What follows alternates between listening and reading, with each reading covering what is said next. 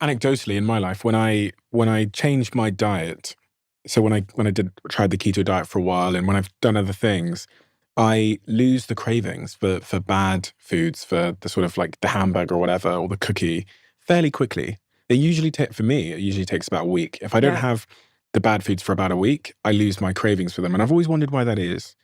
And if there's a way to get to that point quicker. Um, but it's fascinating because once I'm in that stage where I've lost those cravings, Yeah. for the next 3-4 months, my diet is impeccable. But then something might happen. Someone offers me a brownie or something. I don't know, whatever. And then I'm back in that struggle again of Yeah. fighting the craving. So Yeah, and so the microbes have a piece of that. yeah, Your glucose system, insulin system has a piece of that too.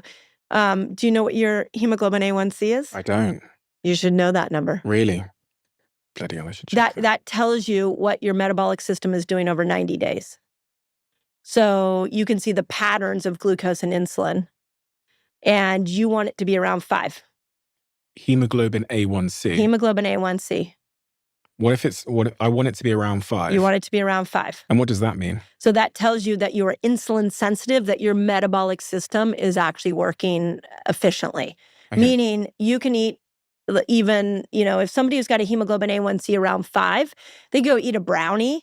And we've seen this on continuous glucose monitors. Though people like this will go eat a brownie, it'll spike up crazy high, but then boom, within 60 to 90 minutes, it returns back to normal.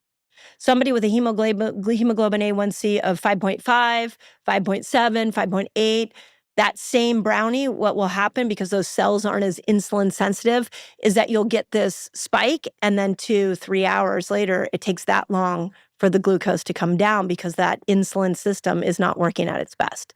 So I personally love that as a target. What is hemoglobin A1C?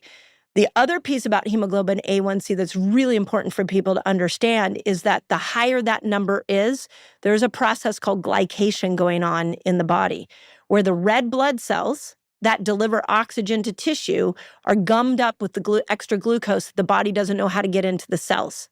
So now the red blood cell can't carry oxygen, because that's a big part of what it does, to tissues to oxygenate those tissues.